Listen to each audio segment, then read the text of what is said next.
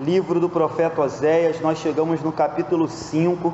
Nós já estamos há alguns meses estudando o livro do profeta Oséias e a gente tem percebido que Israel, a nação de Deus, tem caminhado rapidamente para a destruição. A liderança religiosa, a liderança política, a liderança sacerdotal do povo tem contribuído para que o povo caminhe a passos largos para um grande abismo. E é nesse contexto onde o povo está sendo levado para a destruição. Contudo, o povo também é culpado porque seguiu a sua liderança nos seus erros. É nesse contexto que o profeta vai trazer mais um capítulo de exortação, num contexto de tribulação, de tempestade, num contexto de trevas. Oséias vai abrir os seus lábios como um homem de Deus e vai chamar o povo ao arrependimento, vai puxar a orelha do povo. Já tem alguns capítulos, que a gente tem falado de puxões de orelha. Já tem alguns meses que Oséias só tem batido. E eu acho, claro, não compete a um pastor da igreja apenas exortar a igreja, compete ao pastor também edificar, consolar, educar, encorajar. Mas nesse caso, você vê uma grande diferença dos profetas do Antigo Testamento com alguns líderes evangélicos de hoje em dia. Se em contrapartida, naquela época, o profeta, na sua grande maioria, chamava a atenção do povo para que o povo se consertasse e voltasse para os seus caminhos, para a presença de Deus, nos dias de hoje o que acontece é o outro extremo. O povo ou melhor, a liderança de hoje em dia só fala aquilo que o povo quer ouvir, só massageia o ego do povo, só prega prosperidade, só prega vitória, diz que tudo vai dar bom, que venha servir Jesus e seus problemas acabaram. É um Jesus tabajara, é um Jesus cacete planeta, que você não encontra na Bíblia. Claro, eu repito, acho que numa igreja há de haver equilíbrio, até porque a palavra de Deus, há palavra para todo tipo de situação e circunstância. Mas quando a gente compara os profetas de antigamente com os profetas de hoje em dia, há uma grande diferença, E aí, é nisso que eu queria chamar a atenção, nesse capítulo 5, que mais uma vez Oséias vai chamar a atenção do povo. Diz assim o título do capítulo 5: repreensão contra sacerdotes e príncipes. Então esse é um capítulo inteiro, não vou fazer ele todo agora, porque ficaria muito longo. Eu vou até o versículo 7 e a gente separa o restante para a semana que vem. Vamos ler, versículo 1 e 2, vai dizer assim: ouvi isto, ó sacerdotes, escutai, ó casa de Israel, e dai ouvidos, ó casa do rei, porque este juízo é contra vós outros, visto que fostes um laço em Mispa e rede estendida sobre o Tabor. Na prática de excessos vos aprofundaste, mas eu castigarei a todos eles. Deixa aberto aí, a gente vai ler depois o restante. Como eu disse, o profeta Oséias se coloca, entre aspas, de pé, digamos que numa torre de vigia, e ele começa a clamar, ele começa a fazer um solene e urgente chamado ao povo. Ele começa a exortar, a conclamar o povo e aos líderes principalmente a prestar atenção que o juízo de Deus estava para vir sobre eles por causa dos seus próprios pecados. Ele faz três exclamações, três conclamações. Ele diz: ouvi, ó sacerdotes, escutai, casa de Israel, e dai ouvidos, casa do rei. Ele divide aqui as exortações de maneira que ele alcance todo o povo de Deus, desde os sacerdotes, que era a liderança espiritual, até o povo, propriamente dizendo, que fazia parte daquela nação. Então, você percebe que a liderança, ela tem um lugar de destaque. Ele começa chamando a atenção dos sacerdotes, eu já disse isso aqui, nos dias de hoje poderiam ser os pastores, os líderes de igreja.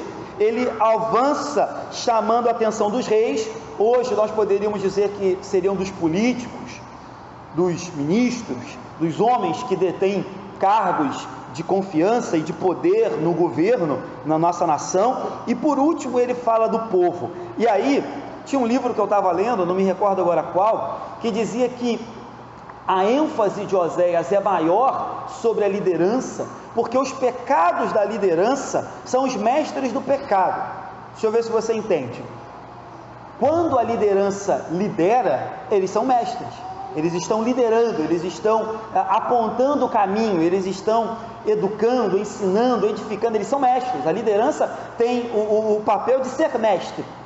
Mas quando a liderança toma um caminho tortuoso, quando a liderança da igreja começa a pregar apenas, como eu disse, prosperidade, vitória, facilidade, quando a liderança da igreja começa apenas a pregar aquilo que o povo quer ouvir, quando a liderança da igreja começa a se alinhar com algum discurso ideológico, político, ou seja ele qual for, o que essa liderança está fazendo é cometer os mestres dos pecados.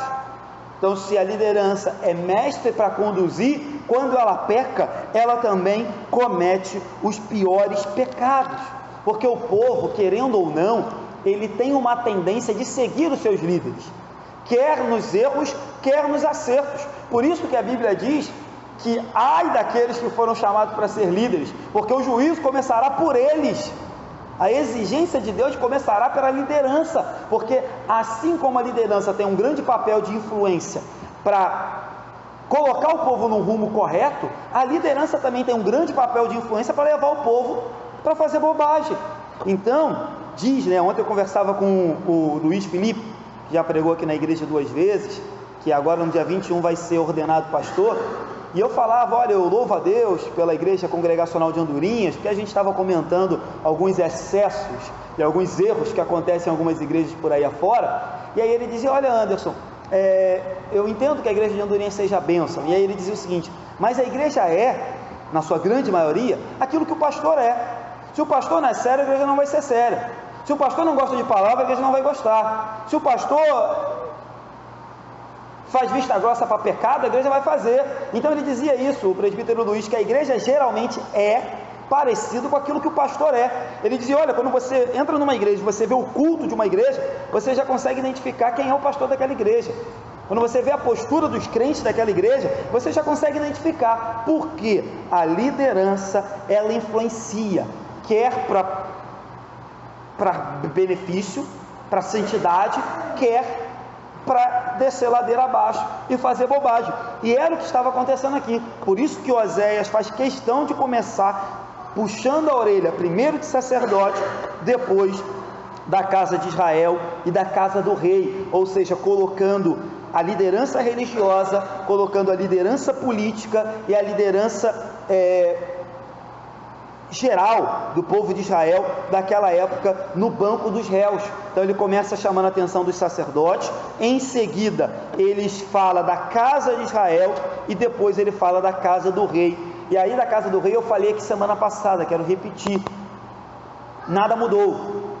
Os reis, os príncipes, os líderes da casa de Deus ou do povo de Deus eram chamados para governar com justiça, com equidade, com verdade, com misericórdia. Mas o que estava acontecendo aqui nessa época era o contrário, tanto no Antigo quanto no Novo Testamento. Tanto que à noite a gente vai pregar um texto que vai falar acerca de tratar as pessoas com distinção, de tratar as pessoas com diferença, de bajular uns e simplesmente menosprezar outros por causa de aparência.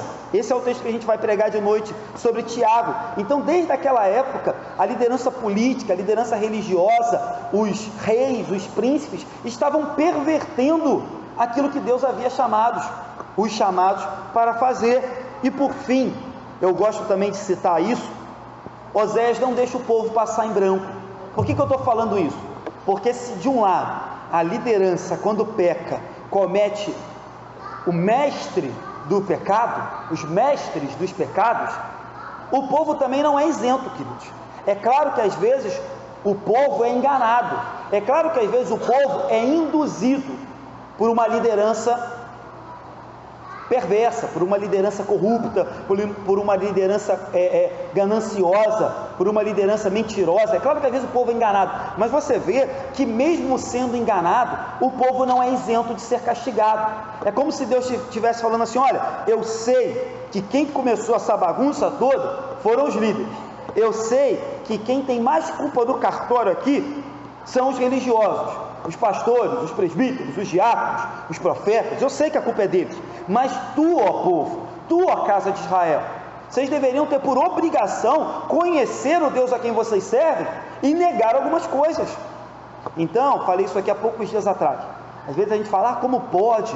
Aquela igreja saiu da denominação, aquela igreja começou a pregar prosperidade, aquela igreja começou a aceitar alguns pecados absurdos, algumas práticas antibíblicas, e aí a gente critica o pastor daquela igreja.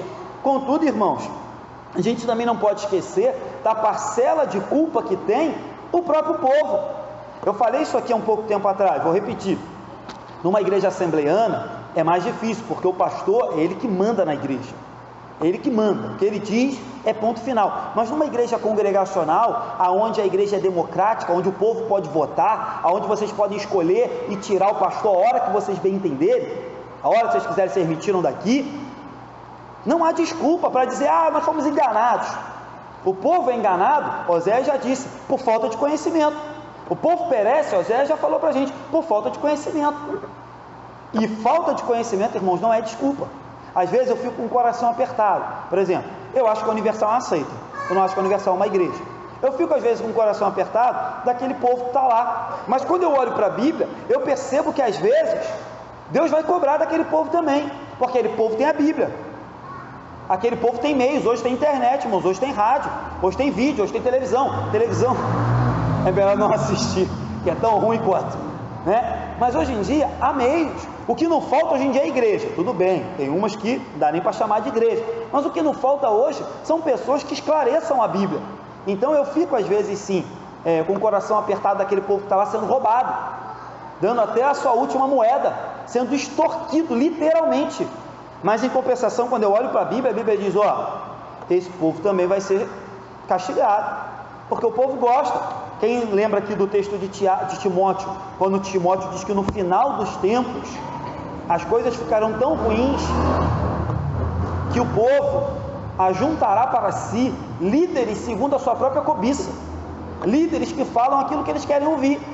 E eu já falei isso aqui na igreja também, irmãos. Numa sociedade igual a nossa, onde a grande maioria é pobre, pessoas humildes, pessoas simples, e eles passam na porta de uma igreja, e a igreja está pregando: você vai ficar rico, mano, se você der, Deus vai te dar 5 vezes mais. Querendo ou não, o povo é seduzido pelo desejo de ter uma vida melhor, pelo desejo de ter uma vida mais fácil, uma vida mais tranquila. Então, não esqueça disso, irmãos. Deus vai castigar a liderança, Deus castiga os reis, Deus vai castigar os políticos, Deus vai castigar esse povo corrupto que tem levado o nosso Brasil, a nossa sociedade de mal a pior. Mas Deus também vai exigir de mim e de você qual foi a nossa atitude diante disso, qual foi a nossa atitude diante do erro. Se calar diante do erro, irmãos, é ser conivente. Se calar diante de uma heresia, diante de uma injustiça social, se calar diante de um absurdo, é pecado também. Omissão também é pecado. Então Deus vai castigar de cima a baixo, não se engane. E é interessante que o próprio Deus diz no versículo 2: eu castigarei a todos eles, eu castigarei. Então também não compete a mim, a você, sair por aí castigando ninguém. A gente pode e deve chamar a atenção quando a gente vê alguma coisa errada, mas também a gente não tem que sair por aí fazendo justiça com as próprias mãos, não, porque Deus diz: na prática dos excessos o povo se aprofundou, mas eu castigarei a todos eles. Certo? Vamos seguir? 3 e 4. Versículo 3 diz assim: conheço a Efraim, e Israel não me está oculto, porque agora te tens prostituído, ó Efraim, e Israel está contaminado. O seu proceder não lhe permite voltar para o seu Deus, porque um espírito de prostituição está no meio deles, e não conhecem ao Senhor. Nós já falamos aqui que Oséias usa de uma linguagem muito pessoal e muito forte, falando sobre prostituição, sobre contaminação, porque ele está usando o exemplo da casa dele, que ele teve uma esposa que o traiu, para falar da traição do povo de Deus contra o seu povo, com outros deuses. E o que eu acho mais interessante desses dois versículos, não sei se você percebeu, é um grande contraste. O versículo 3 começa dizendo assim: conheço Efraim. É Deus dizendo: eu conheço o meu povo, eu sei o que eles fazem, eu sei por onde eles andam, eu sei o que eles têm cometido, o que eles têm aceitado, como eles têm vivido, como eles têm me servido. É Deus dizendo: eu conheço o meu povo. E lá no finalzinho do 4 diz assim: porque um espírito de prostituição está no meio deles e não conhecem ao Senhor. Deus começa dizendo: eu conheço o meu povo, mas meu povo não me conhece. Eu sei por onde eles andam, mas eles esqueceram dos meus caminhos. Eu sei o que eles estão fazendo, mas eles nem se perceberam que o que eles estão fazendo é abominável. A maior tolice, literalmente falando, a maior tolice de um pecador, e aí quando eu digo pecador, digo eu e você, que nós somos pecadores, lavados e remidos pelo sangue de Jesus, é verdade, mas nós ainda somos pecadores. Ai de Deus se a gente não se arrepender e não deixar que o Espírito nos conduza e nos desvie do mal. Mas a maior tolice de um pecador é achar que ele passa batido diante de Deus. A maior tolice do pecador é achar que ele pode fugir da onisciência de Deus. Aí Deus diz: eu conheço Efraim, eu conheço, eu vejo todas as coisas. Antes que você chegasse eu já estava, antes que você fosse eu já tinha ido, antes que você falasse, não é isso que diz a Bíblia? Ele já havia sondado o nosso coração e sabia o que falaríamos. Aí Deus diz: eu conheço vocês. E aí, de novo, me incluo, às vezes a gente é tão bobo, tão tolo, que acha que pode se esconder de Deus, ou achamos que podemos levar um evangelho duplo, ou um evangelho fraco, um evangelho mentiroso, e que Deus não está vendo, que Deus não percebe. Deus diz: eu te conheço. É claro, por outro lado, isso também é bom. Se por um lado exorta, por outro lado conforta. É Deus dizendo: eu te conheço. Eu não sei você, mas eu já tive algumas crises na minha vida que às vezes nem eu me conhecia direito, até eu duvidava, sabe, de quem eu era. Mas quando eu lembro que Deus diz: eu te conheço, isso me acalma, isso me sustenta. Porque não é verdade? Eu não sei, talvez você seja diferente de mim, mas às vezes a gente acorda meio doido, às vezes a gente tem uma semana meio atribulada, às vezes a gente tem uma fase meio complicada, e a nossa vista fica um pouco embaçada, o nosso coração fica um pouco endurecido, o nosso ouvido fica um pouco tapado, a gente não ouve mais a voz de Deus. Aí quando a gente olha para a Bíblia e a Bíblia diz: eu te conheço, isso conforta. É como se Deus estivesse dizendo: eu sei quem tu és, eu sei de onde te tirei, eu te criei, eu te formei no ventre materno, como ele diz para Isaías. Eu te conheço. Lembre disso, lembre disso. Eu te conheço. Primeiro ponto: é impossível fugir de Deus e enganar. E segundo ponto: eu te conheço. Ainda que nem você por um momento esteja se reconhecendo, o seu Deus te conhece muito bem, muito bem. Isso é sinal, isso é motivo para alegria, para alegria.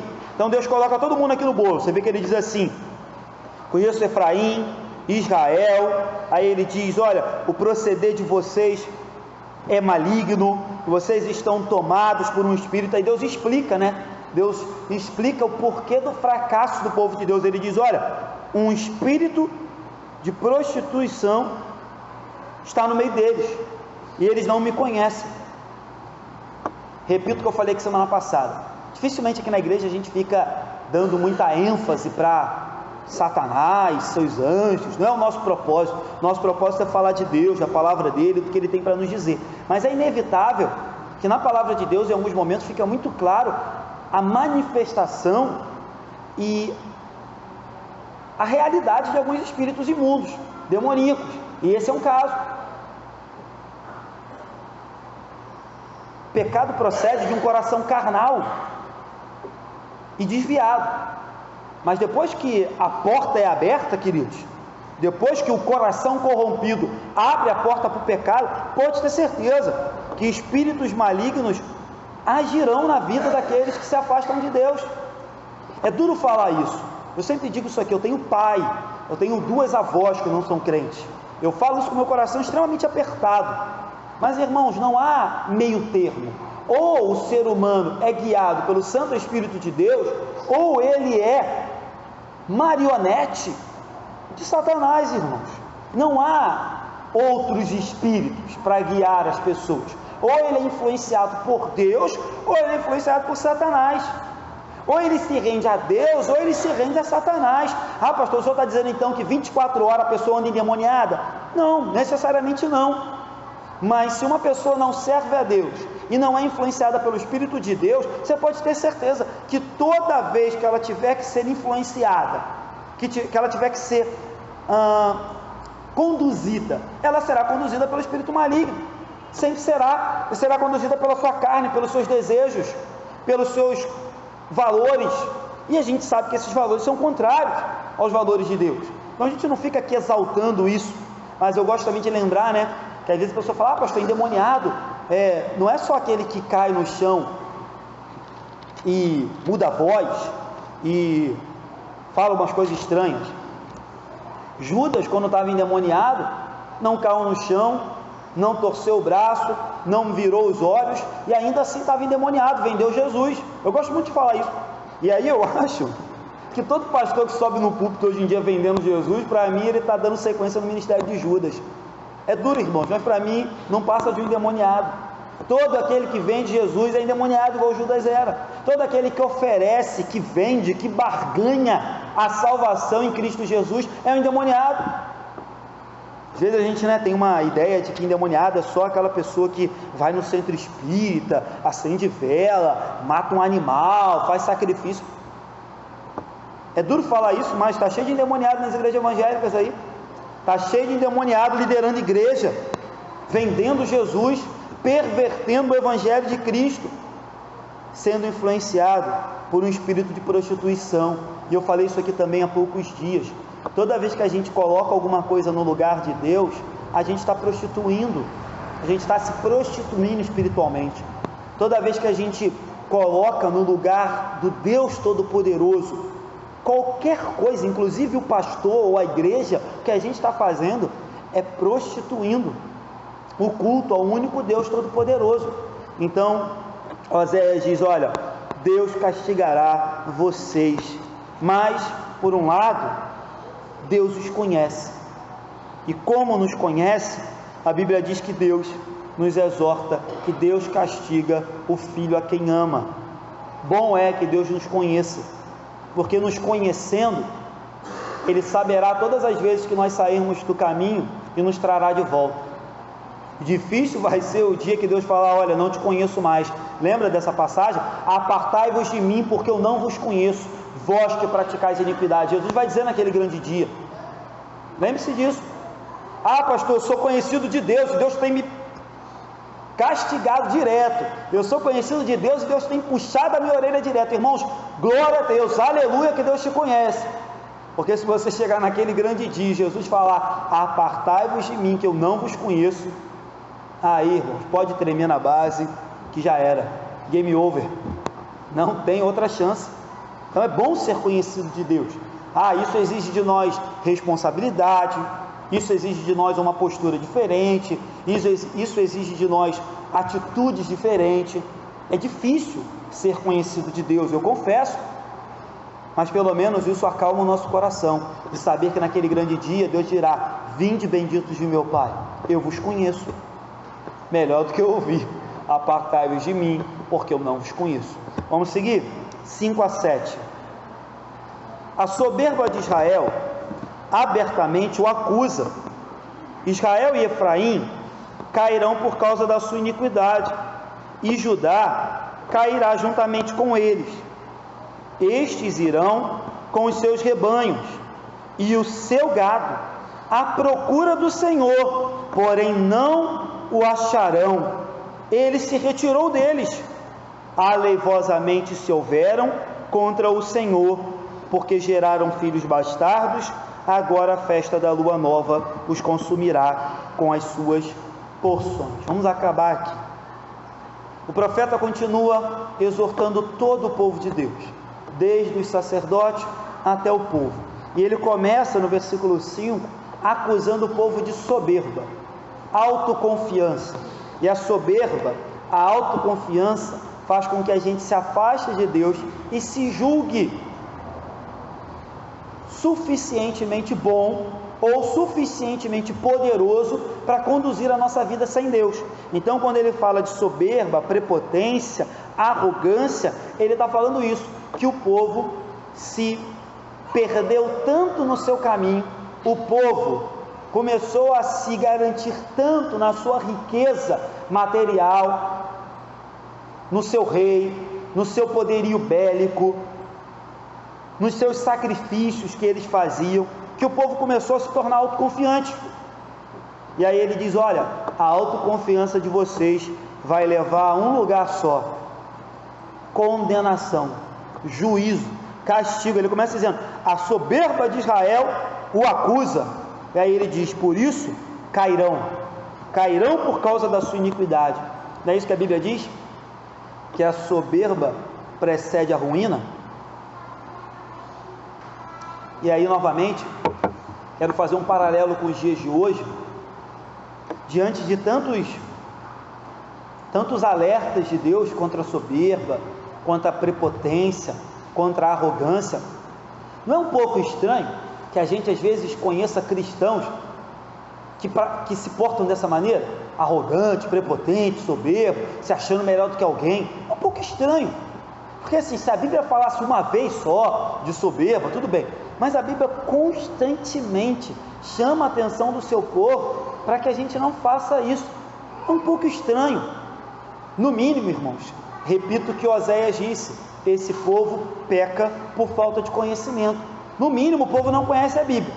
O crente que é soberbo, arrogante, prepotente, no mínimo não conhece a Bíblia, no mínimo, para não dizer coisa pior, porque, como eu disse, a soberba precede a ruína. Por terem desprezado o conhecimento de Deus, Israel cairão por causa da sua iniquidade. E aí outra coisa muito interessante, que ele diz assim: estes irão com seus rebanhos. Eu estava lendo um livro que dizia o seguinte, que o povo de Israel fazia grandes procissões e levava os seus rebanhos, os melhores dos seus rebanhos, para ali oferecer em sacrifício a Deus. Também o povo fazia grandes festas, quando diz aqui, a festa da lua nova os consumirá com suas porções, e nessas festas eles faziam grandes banquetes, com grandes porções. E o que Israel acreditava? Israel acreditava que o fato de fazer grandes procissões, levar muitos gados, muitas porções, fazerem uma grande festa, um grande culto, era suficiente para agradar a Deus. Aí o versículo diz assim: eles irão à procura do Senhor, porém não acharão. Ele se retirou deles. Quero terminar dizendo o seguinte, que o povo de Israel achava que poderia comprar Deus ou agradar a Deus por meio da sua religiosidade. Vamos fazer uma festa, vamos levar rebanhos para sacrificar, vamos levar porções e nos banquetear, vamos fazer uma grande ceia, vamos fazer uma grande procissão, um grande culto, e Deus se alegrará. E aí a Bíblia diz: eles não acharam Deus, Deus se retirou do meio deles. Quero terminar dizendo que Israel não achou Deus na sua muita religiosidade, e nós também não acharemos Deus na nossa muita religiosidade. Repito isso aqui, irmãos: o culto de domingo é importantíssimo, nos alimentamos dele e durante ele, mas não são os cultos, as reuniões, não é essas quatro paredes que nos farão encontrar com Deus, se durante a semana nós não temos uma vida diária com Deus. Não é a religiosidade, não é quanto você oferta, quanto você dizima, não é quanto você conhece de Bíblia, tudo isso é bom, mas há muita religiosidade, não nos leva a Deus. Ser um crente de domingo, irmãos, lembro da palavra de Tiago que a gente pregou aqui há pouco tempo. Ser crente de domingo é enganar a si mesmo. Israel não encontrou Deus na sua muita religiosidade. Deus não está onde a verdade dele é suprimida. Deus não está onde a palavra dele é distorcida. Deus não está aonde o povo não é perfeito não, mas aonde o povo não entende que precisa de um coração quebrantado, diferente, que precisa adorá-lo em espírito e em verdade, que precisa servi-lo pelo que ele é e não pelo que ele dá, pelo que ele já fez na cruz do Calvário, não pelo que ele vai fazer. E ele ainda vai dar, ele ainda vai fazer muita coisa, irmãos. Mas isso não pode ser o motivo da nossa adoração, porque senão, assim como Israel, nós não encontraremos Deus na nossa muita religiosidade. Religiosidade é o que não falta no povo brasileiro. O povo brasileiro é tão religioso, irmão, que eles misturam várias religiões. Vou falar de novo aqui da Universal, hoje eu estou falando muito deles. O povo de Deus é tão religioso que eles misturam evangélico, macumba, com espiritismo, com misticismo, com numerologia, com kardecismo, com mesa branca. O povo religioso é o povo brasileiro. O povo gosta de religiosidade. Eles fazem uma fezinha para todos os deuses. Eles estão com problema, eles vão segunda na evangélica, terça na católica, quarta na mesa branca, quinta no centro espírita, sexta eles vão no testemunho de Jeová. Eles vão em todos os cantos, eles pedem oração para todo mundo, liga para todo mundo, ora por mim, ora por mim. O povo brasileiro é religioso, irmãos, está na nossa raiz, né? Por causa da nossa miscigenação. O povo é religioso, mas nem por isso Deus está no meio do povo. O culto a Deus precisa ser verdadeiro. A nossa vida precisa ser um culto a Deus, um culto em espírito e em verdade, um culto onde Deus se agrada por aquilo que nós somos e não por aquilo que nós damos. Porque Israel procurava dar muita coisa a Deus, e Deus diz: vocês não vão me achar, eu vou me retirar do meio de vocês. Que essas palavras duras encontrem morada no nosso coração. Amém? Deixa eu terminar. Primeira coisa que eu falei aqui, só para os irmãos memorizarem, é que o juízo de Deus cai primeiro sobre os sacerdotes, sobre os líderes do seu povo, porque os seus pecados são mais graves, se assim podemos dizer, que influenciam outras pessoas. Contudo, segundo ponto aqui, o juízo de Deus também cai sobre o povo, porque o povo não pode apenas alegar que foi influenciado. Nós temos discernimento e sabedoria para saber o que fazer e o que não fazer. Terceiro, a maior tolice, maior bobagem é pensar que podemos fugir da presença de Deus, porque Ele nos conhece. É isso que ele disse no versículo 3: conheço Efraim. E o último aqui para terminar, acabei de falar, Israel não encontrou Deus na sua muita religiosidade, e nós também, irmãos, não vamos encontrar Deus na nossa muita religiosidade. Grandes igrejas, grandes cultos, grandes ajuntamentos, isso é tudo bobagem, se o grande Deus não estiver no meio do seu povo. Amém? Que Deus nos abençoe. Fique de pé.